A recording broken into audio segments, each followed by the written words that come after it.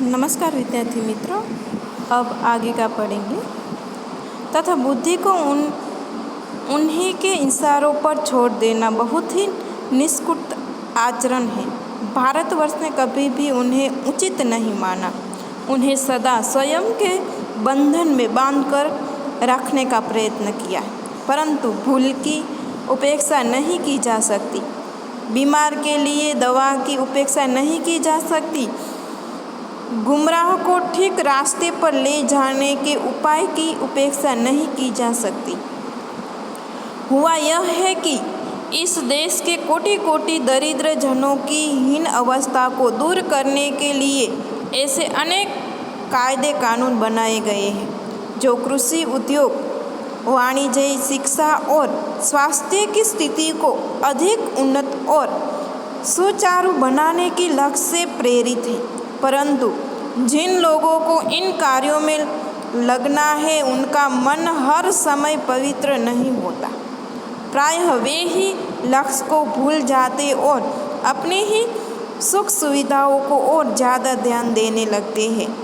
यहाँ पर कोटि कोटि दरिद्र जनों की हीन अवस्थाओं को दूर करने के लिए ऐसे अनेक कायदे कानून बनाए गए हैं, लेकिन उसे उद्योग, वाणिज्य, शिक्षा और स्वास्थ्य की स्थिति को अधिक उन्नत और सुचारू बनाने के लक्ष्य से ही प्रेरित है।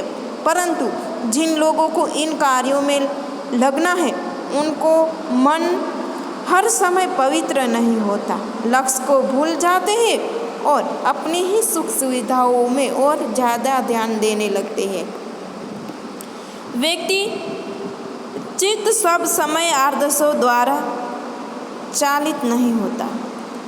जितने बड़े पैमाने पर इन क्षेत्रों में मनुष्य की उन्नति के विधान बनाए गए, उनती ही मात्र के लोभ, मोह जैसे विकास भी विस्तृत होते गए। लक्ष्य की बात भूल गई, आदर्शों को मजाक का विषय बनाया गया और स्वयं को दकियानुसी माना लिया गया है। परिणाम जो होना था वह हो रहा है। यह कुछ थोड़े से लोगों के बढ़ते हुए लोभ का नतीजा है, परंतु इससे भारत के पुराने आदर्शों और भी अधिक स्पष्ट रूप से महान और उपयोग दिखाई देने लगे हैं।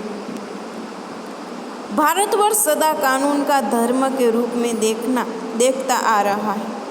आज एकाएक कानून और धर्म के अंतर कर दिया गया है। धर्म को धोखा नहीं दिया जा सकता, कानून को दिया जा सकता है। यही कारण है कि लोग धर्म भीरु है। वे कानून की खूंटियों से लाभ उठाने में संकोच नहीं करते।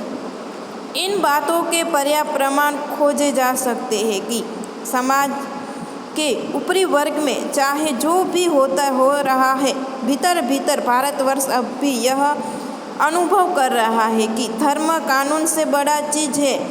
अब भी सेवा, ईमानदारी, सच्चाई और आध्यात्मिकता के मूल्य बने गए हैं। वेद अब अवश्य गए हैं, लेकिन नष्ट नहीं हुए। आज भी वह मनुष्य से प्रेम करता है, महिलाओं का सम्मान करता है, झूठ और चोरी को गलत समझता है, दूसरे को पीड़ा पहुंचाने को पाप समझता है। हर आदमी अपने व्यक्तिगत जीवन में इस बात का अनुभव करता है। समाचार पत्रों में जो भ्रष्टाचार के प्रति इतना आक्रोश है, वह यही साबित करता है कि हम ऐसी चीज़ों को गलत समझते हैं और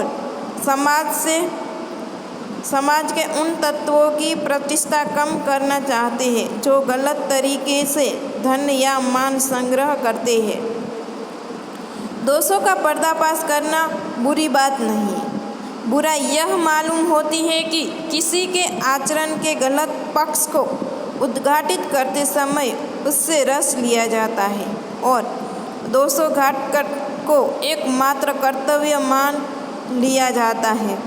बुराई में रस लेना बुरी बात है। अच्छाई को उतना ही रस लेकर उजागर न करना और भी बुरी बात है।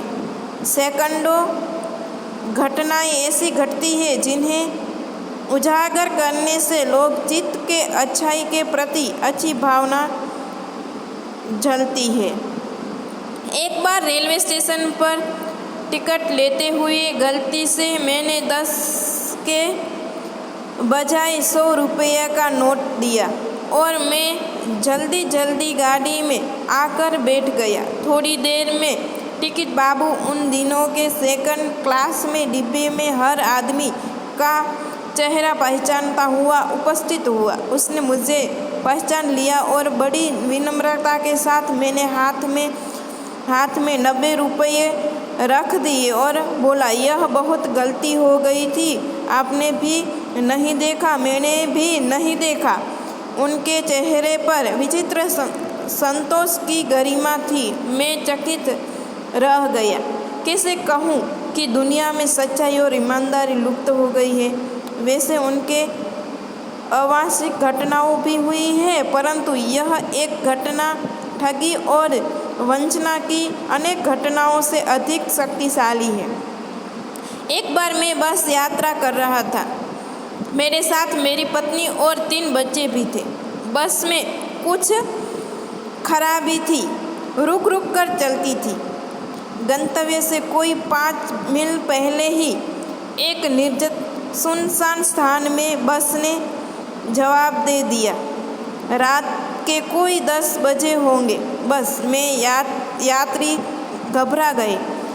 कंडक्टर ऊपर गया और एक साइकिल लेकर चलता बना लोगों को संदेह और गया कि हमें धोखा दिया जा रहा है। अब आगे